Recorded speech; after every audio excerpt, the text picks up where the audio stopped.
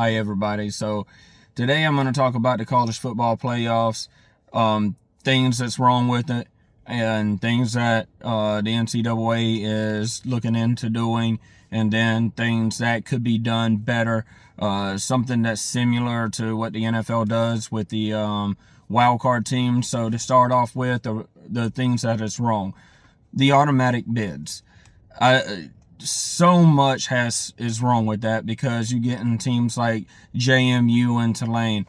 They did a good job this season, but at the same time, they're not going to win this. They're going to get blown out, and then the two that could have been competitive is going to miss the playoffs.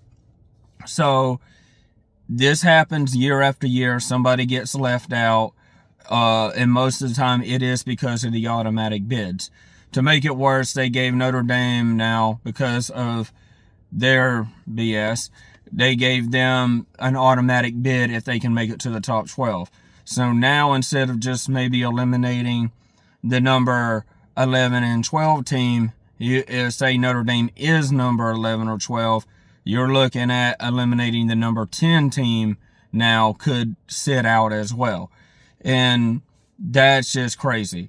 On top of that, if you're on the bubble, close to being eliminated, and you have to play like a championship match at the end of the season, that's an extra game that you could lose. And if you lose it, you could be knocked out of the playoffs. Potentially. Not guaranteed, but potentially. So things that they are looking at doing is extending the playoffs to 16 teams, which most of everybody knows could come as early as the 2026 season. As this video has been made, it has not been confirmed whether or not it will happen in 2026, but eventually, most likely, it will happen. So with that being said, that ain't a bad thing. That would make sure that the top 12 gets in, and then a few teams. Most of the conference champs are going to be, and even the ones playing in the conference championships are going to be ranked in the top 16. So it's not that bad of a thing, but it does extend the playoffs. Some say that it could take out the conference championships, or should. I don't like that too much. I would prefer to see it 12 teams, but the 12 best teams. And then that moves on to what I would consider the wild card round. Now, this is something that I haven't heard, but it really would be cool to see happen.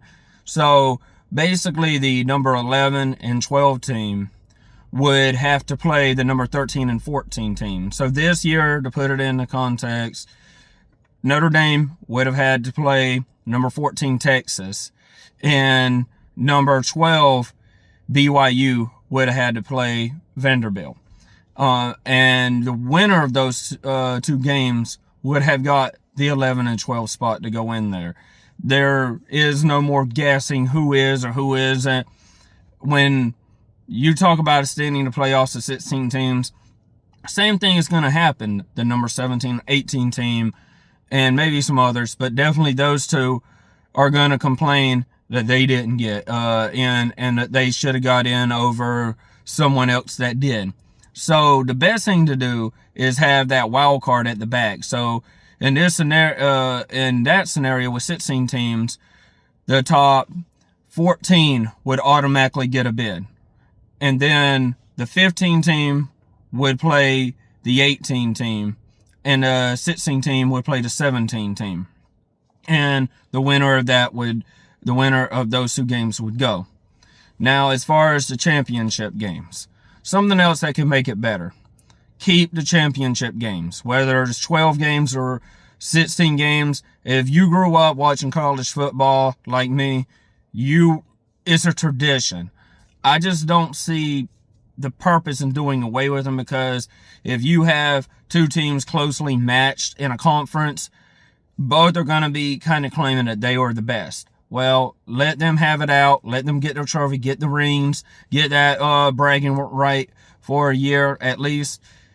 But do not punish them for a loss. Do not reward them for a win. The rankings that are put into place after week 14. So the final week of football, once the rankings have been done, the playoff rankings have been done for that. That is what is used. So when the conference championships happen, is already a done deal. Is no expectations on whether or not this could happen, if this happens, that could happen if that happens. There's no automatic bids in this scenario. And whether you win or lose, if you are ranked number 5, you're going to be ranked number 5 after, regardless of outcome. If you are ranked number 12, regardless of outcome, you're going to be ranked that. Now, that's not going to be good for the ones that are ranked number 24 because they're not going to make it in. Win or lose, they're not going to make it in. They can win the game because they have the right to play and defeat or upset the higher ranked team, but they do not get into the playoffs. It is set in stone after week 14. I know that they've been, well, we deserve to be in because we beat it. Well, you didn't do enough in the season to be ranked in the top 10 or in the top 16, or in the case where we use something like a wild card week, you wasn't even, and you got 16 teams getting in, you wasn't even ranked in the top 18. Clearly, you're not going to go through a gauntlet schedule and win all them games and make it to the national title game. So you just kind of got lucky. Maybe they had an injury, set somebody out, you won. Obviously, you're not going to win the game. So after week 14, just end it. End it right there. And I think that would take away a lot of the problems that exist with the college football playoffs. 12 best, regardless of what conference they come from. It could be all Big 10, Big 12, ACC, SEC. Could have a Sun Belt team in there. It doesn't matter who is in it if you got the 12 best or the 16 best. And in that scenario like this year, with Notre Dame playing Texas and BYU playing Vanderbilt, those would be 2 excellent games. I don't care what anyone says. That would be awesome to see. And then the winner of those get to move on. So how could that be a bad thing? Regardless of what happens, fixes do need to be made, changes need to be made, and hopefully they do that sooner than later so we don't keep repeating the same stuff that happens. It would also be kind of nice to go back to the BCS type poll or another AI type poll that's generated by a computer that does take strength of schedule into its equation, and early season wins and losses into the same equation, not just what happens midway through the end of the season. So that would have prevented the whole Miami Notre Dame situation from happening, because Miami would have never fell behind Notre Dame and then they had, late season, pretty much end of season after the championship week, suddenly put Miami over Notre Dame. That would have already been resolved. Take the human element out of it because it could be too much bias.